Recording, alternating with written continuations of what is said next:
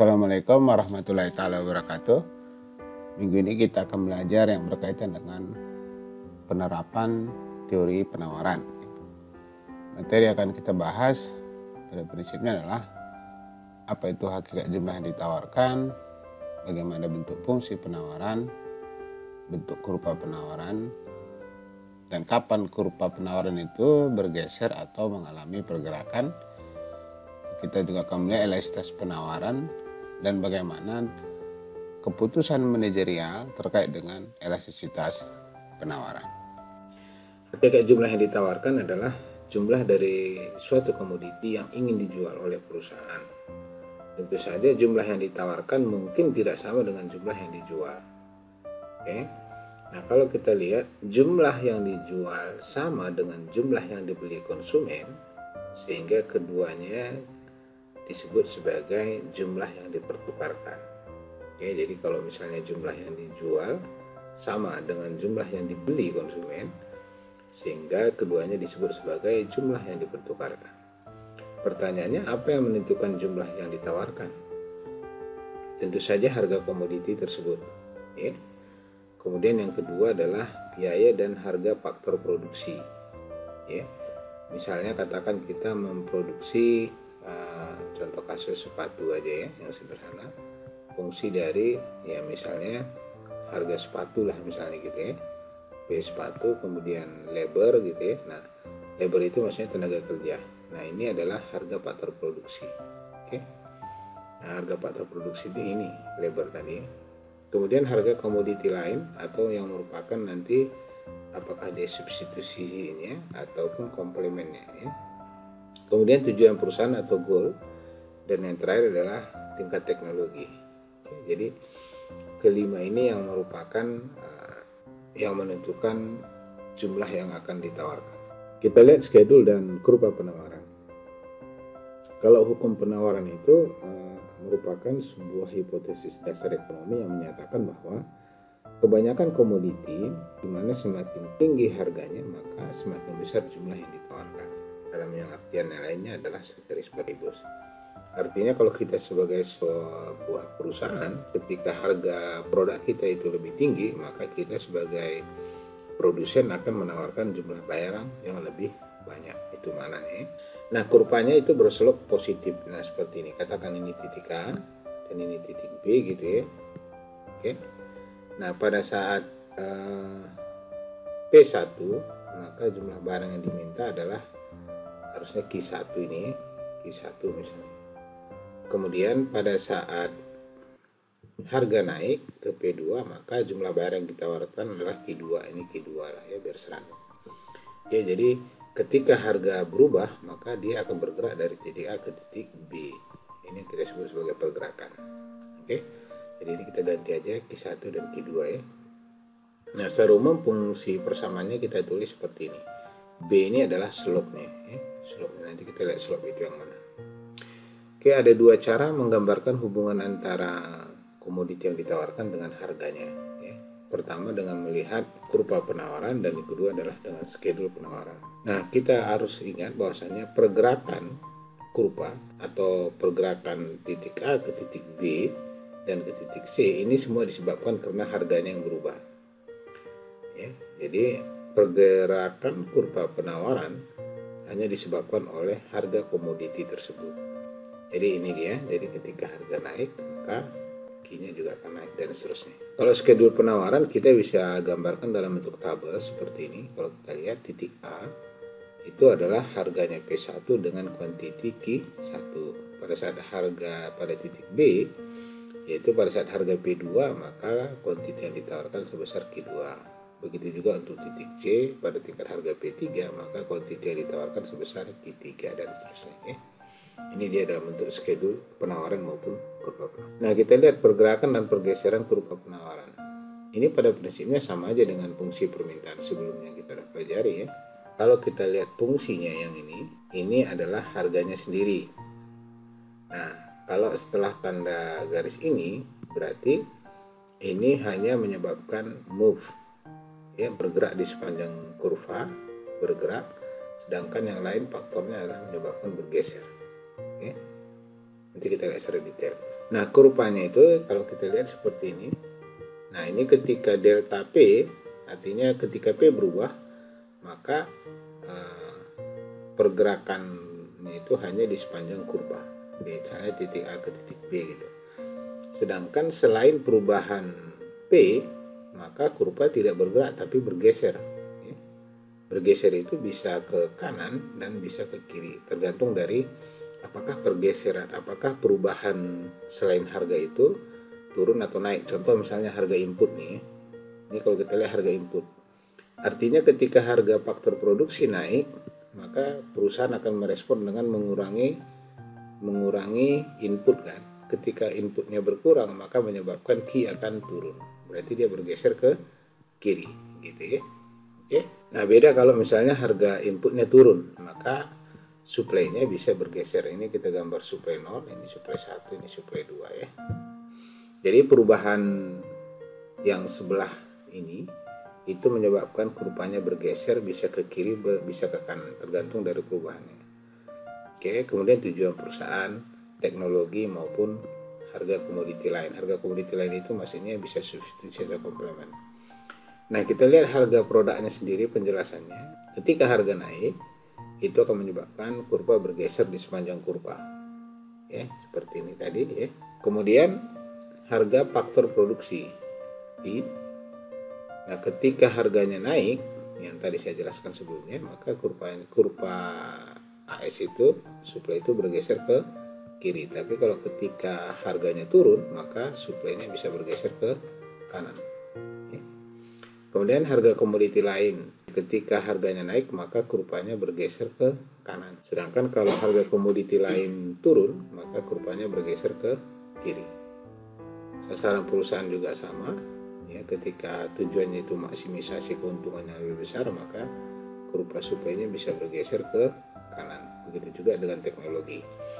Teknologi contohnya misalnya, mungkin pada saat belum kita temukan teknologi dalam pertanian, mungkin kalau dulu kita hanya panen itu ya cuman 2 kali dalam setahun gitu ya. Nah, setelah teknologi ketemu, mungkin panennya itu sudah bisa 3 kali dalam setahun. Artinya dia akan menggeser supply ke kanan. Elastisitas penawaran itu sebenarnya lengkapnya disebut sebagai elastisitas harga terhadap penawaran. Jadi sering disingkat menjadi namanya elastisitas penawaran. Kita definisikan sebagai respon perubahan jumlah yang ditawarkan terhadap perubahan harga produk dalam satuan persen. Oke, dalam bentuk formula kita bisa tuliskan seperti ini.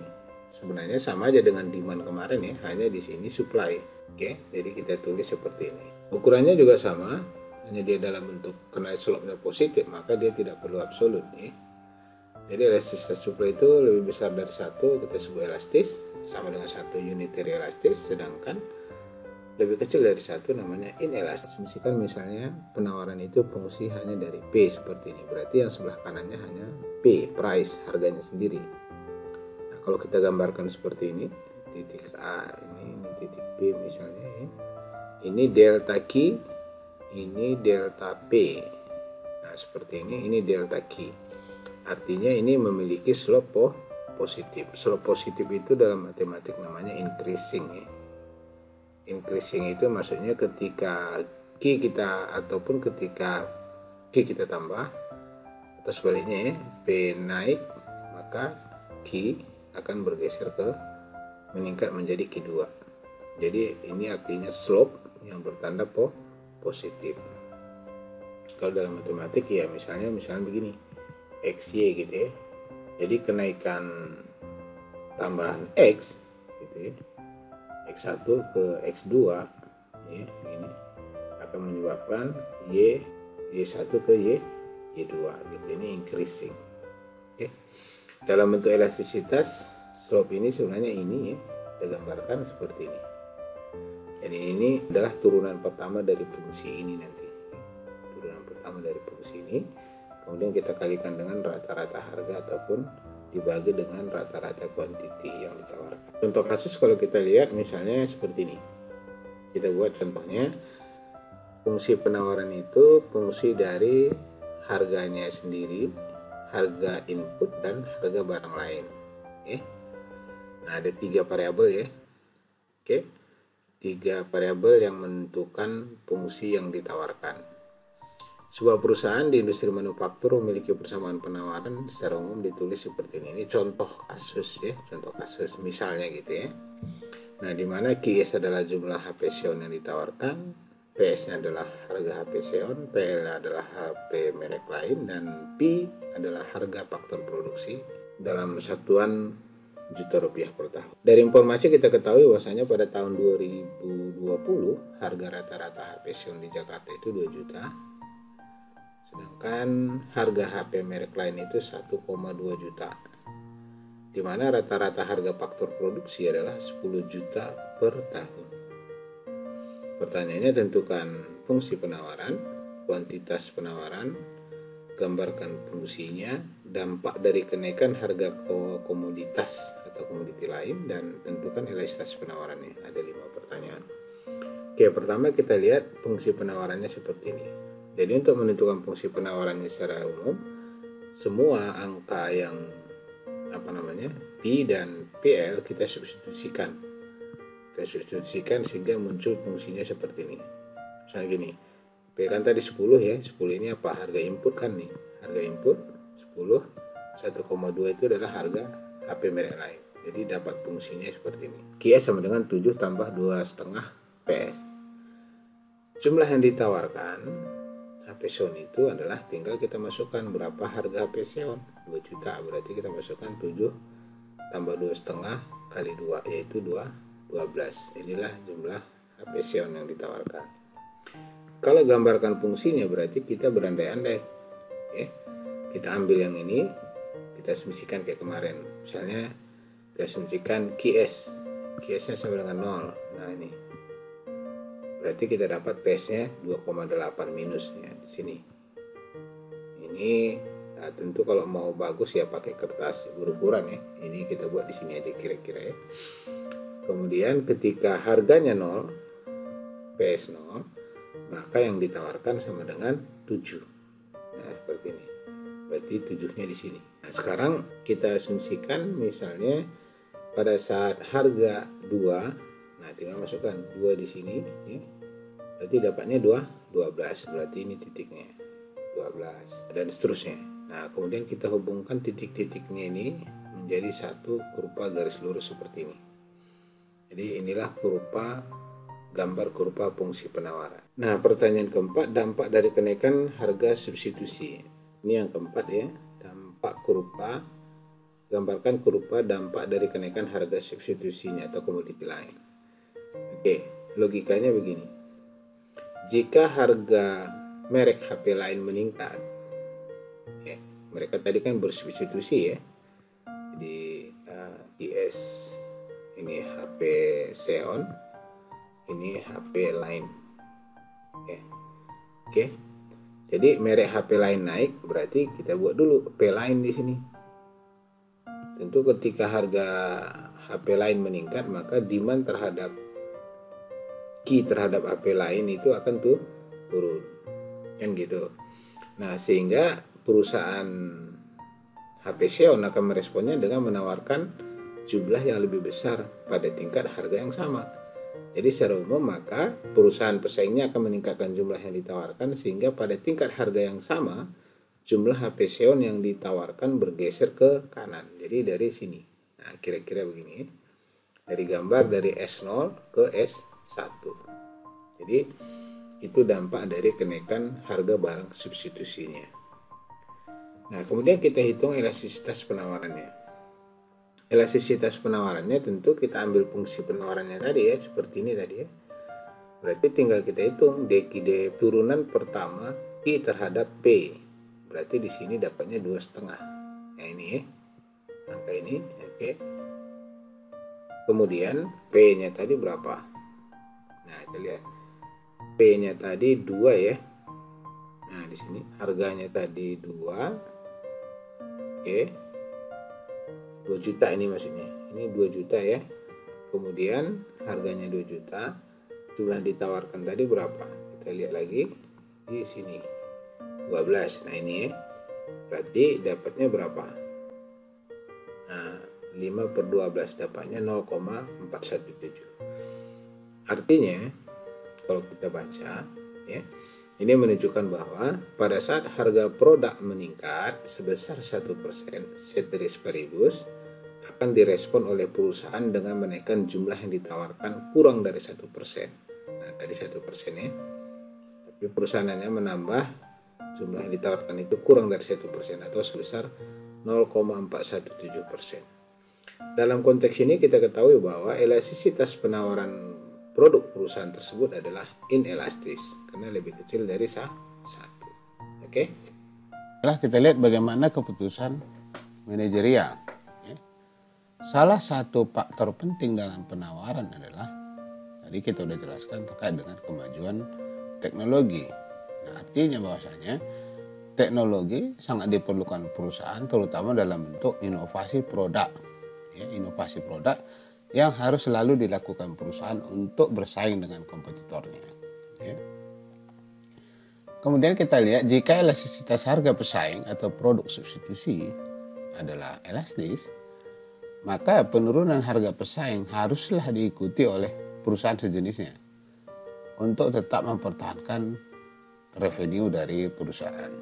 Keputusan manajerial harusnya kita lihat bagaimana pasar input atau pasar output itu berlaku. Ya, tapi ini kita lihat pasar output. Asumsikan misalnya jika pasar persaingan sempurna ya. Perusahaan akan berharap atau maksudnya perusahaan hanya akan berharap harga meningkat, dan jika elastisitas penawaran adalah elastis, maka keputusan yang sesuai adalah menawarkan jumlah produk yang lebih banyak. Ini kalau kita lihat pada gambar, nah ini ketika harga meningkat, sebenarnya delta P ini itu kan lebih kecil dibanding dengan delta Q. Ya. Ini kan gitu, delta P lebih kecil dari delta Q. Nah, tapi di sini juga akan mendorong TR yang menjadi lebih tinggi. Ya. Jika elastisitas harga input terhadap output atau elastisitas produksi itu adalah elastis, maka perusahaan sebaiknya berusaha untuk mencari beberapa vendor ya, atau penyediaan input sehingga perusahaan akan memiliki alternatif jika harga input mengalami kenaikan. Maksudnya ya kita bisa melakukan bargaining dari satu vendor dengan vendor yang lain. Kemudian kita lihat juga bagaimana di pasar kalau struktur pasarnya monopoli. Pada prinsipnya kalau pasar monopoli, ya perusahaan tidak akan mengalami kekhawatiran baik itu menurunkan maupun menaikkan harga. Meskipun monopoli bisa saja rugi tergantung pada kondisi fungsi biayanya. Jadi ini beberapa hal sederhana bagaimana keputusan manajerial yang berkaitan dengan penawaran. Demikian, terima kasih, mudah-mudahan bisa dipahami. Wassalamualaikum warahmatullahi wabarakatuh.